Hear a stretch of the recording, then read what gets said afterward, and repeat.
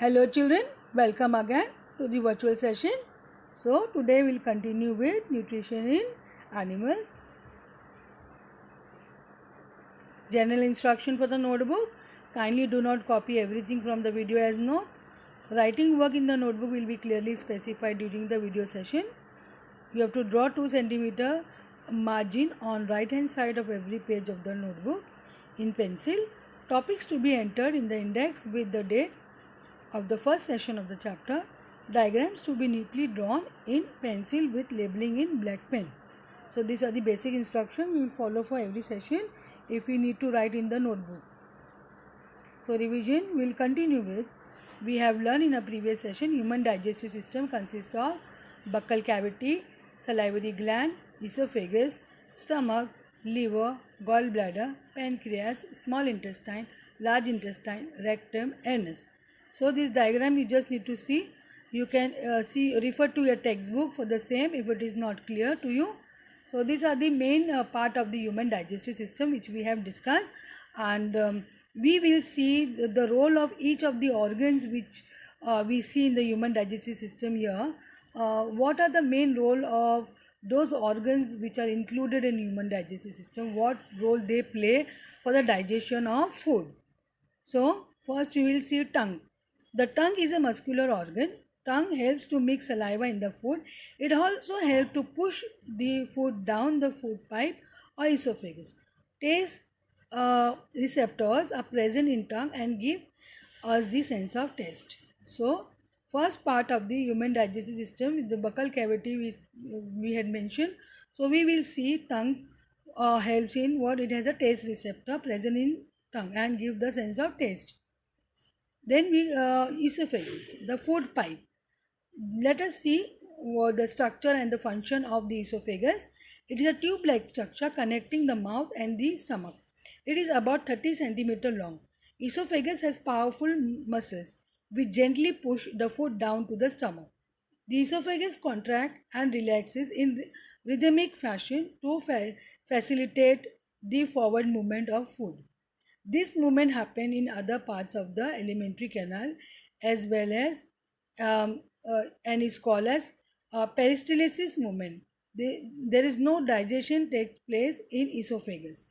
So this is the structure of the esophagus, and the function is to push the food inside by rhythmic fashion, and that movement is called as peristalsis movement. You just need to understand the concept. You need not write in the notebook. Now here comes stomach. So stomach, it is a muscular J-shaped thick wall bag stomach, and it's the widest part of alimentary canal. The canal which we have just discussed, the alimentary canal, the different organs which are the main parts of the digestive system. So stomach is one of the part of the alimentary canal which help in the digestion process in human. So what were the parts of the digestive system which we have discussed? Can you relate to that? Yeah, so stomach is one of the important part of the digestive system. So we need to understand its structure and function. Over here, stomach is a J-shaped thick wall bag. Stomach is the widest part of the alimentary canal, and it receives food at one end from the food pipe and open to the small intestine from the other end. So you just need to know the structure of the stomach and the function. It receives food and from one end of the food pipe and open it to the small intestine. So this is the structure and the function of the stomach. Then stomach churns the food in to mix digestive juices. So the main function is to mix the digestive juices because the food has to be broken down into simpler form, because the food which we eat is a complex form. So the food in the stomach is turned into semi-solid. The churned semi-solid food is called chyme. Churning means breaking it down. So that semi-solid food is called chyme. Gastric juice is secreted from the wall of the stomach. This is very important, and mixed with the food. So gastric juices further help in the digestion process of the food. Gastric juices contain some enzymes and hydrochloric acid.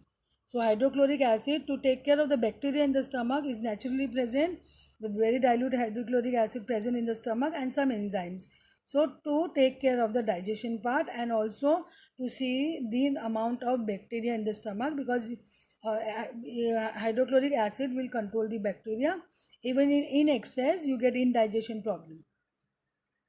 So small intestine, the food leaves the stomach at certain interval of time and enter into the small intestine. So after stomach, food enters into the small intestine. The small intestine is the longest part of the digestive system. It is about 20 feet or 7 meters long in an adult human. Can you imagine, children? Yes. Small intestine is highly coiled tube. It consists of three parts: duodenum, jejunum, and ileum. So these are the main part of the small intestine. You need not go in that detail. You just need to understand it's highly coiled and this is the longest part of the digestive system. 20 feet or 7 meter long in an adult. So why like that? Why you need to have such a longest part of this? So provide a larger surface area for the food to get digested properly, to get absorbed properly, to get the absorption of the nutrients from the food properly. That's why it is very long, because that absorption process will happen, and over here it will increase the surface area for the food. Large intestine, the digested food enters into the large intestine after small intestine. Large intestine is wider and shorter than small intestine. It is about 1.5 meter in length. Thank you, children. Here we finish with the digestive system of the human. We'll continue with the session. Have a great day, children.